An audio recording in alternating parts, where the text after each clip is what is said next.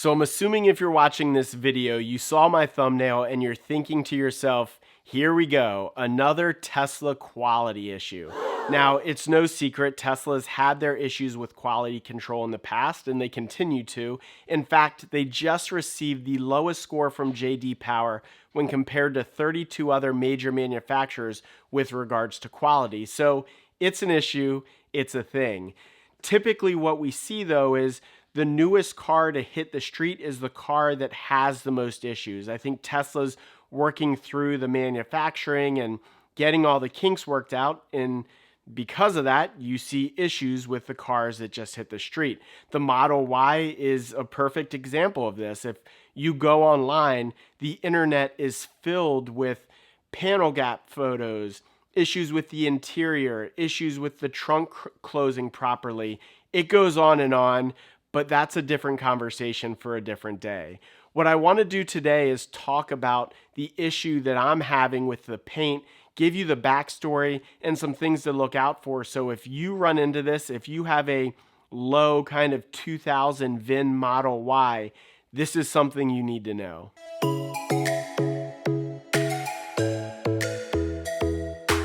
So if you're new to this channel and you haven't seen my prior videos, I have a white Model Y Performance without the upgrades, and I took delivery of this car back in March. Now this was before the pandemic really started to shut things down and Tesla changed their delivery from a traditional delivery to these touchless deliveries. So I went to a service center, I had a rep, we did a walk around, we noted quality control issues.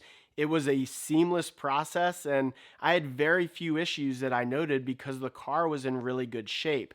Now, something that I've always been vocal about and continue to be vocal about when it comes to Tesla is how bad their paint jobs are. This goes back to when I had my Model 3. It just is really, really bad. So the first thing I hate about the Tesla Model 3 is the paint job. The paint job leaves a lot to be desired. My issue with the Tesla paint is it just seems to be so fragile. When I bought the Model 3, that was the first black car that I had purchased, and I knew going in that in order to keep it looking pristine, I had to hand wash it, and I'm super OCD when it comes to washing my cars. I actually posted a video here. I use a 2-bucket method. I use a power washer. I did everything I could to keep the car looking great and to keep swirl marks and scratches off the black paint. But despite all my efforts, it showed so many imperfections. So I knew when I got the Model Y, the first thing I wanted to do was put a paint protection film, PPF, on the car to protect the paint. And that's when kind of all this started. So I had done my homework. I researched countless auto detailing shops that could install PPF. Ultimately, I went with this company down in Virginia. Now, I live in Maryland, so this was not the most convenient place to take my car to have this done. It's over an hour away. It's not close. But I didn't want to sacrifice the quality of the work for something that might have been closer, maybe more convenient, maybe lower in cost. And the reviews for this business were so good that I had no choice. I took my car there, and so far it's been great until I received this video yesterday. Now, here you can see the PPF is being pulled off of the car and the paint's just coming with it. You might be asking, why is the PPF being removed? Well, when they put PPF on your car, they wet the car and they lay it, but it might need to be slightly adjusted or pulled taut, and that's what I think is going on here. They're adjusting the wrap, and when they were peeling it off to adjust it, the paint just came with it. Now, he also sent me these pictures, and I immediately go into this headspin of, is this the installer's fault? Is this a Tesla issue? Is this going to cost me more money?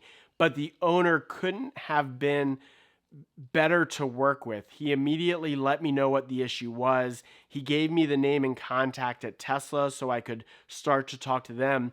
He also turned me on to a thread on Facebook that shows that this is a documented and reported issue. So I think on the surface, it's really hard to know if you have an issue. I mean, my car looked great when I got it, and I didn't have a problem until I had a problem.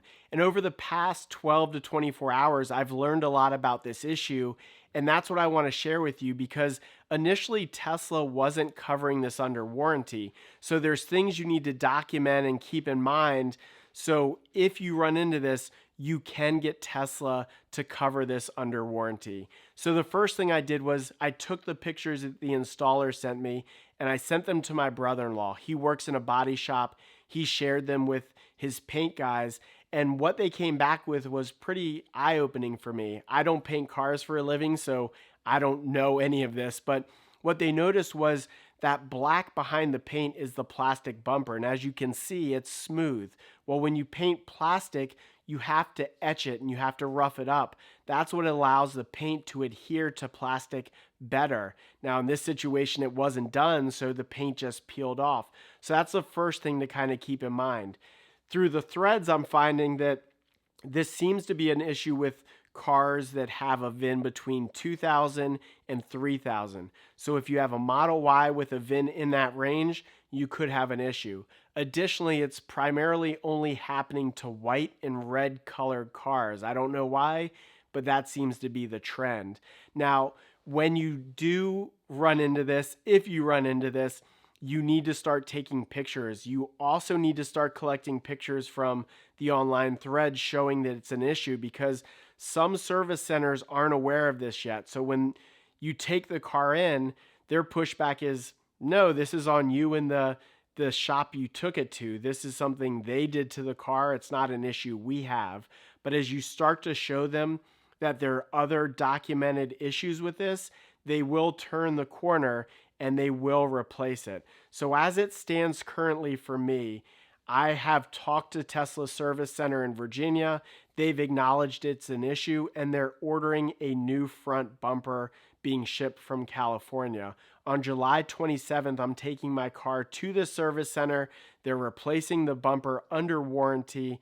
And from there, I will take the car back to the detailing site to have the PPF put on. So that's what's going on. It's an issue. Make sure you document what's going on. Make sure you pull from the online forums to show that this is an issue, and you'll get your car fixed. It's just a little bit of a headache. So that's it. Get better. Be better. We'll see you in the next one. See ya!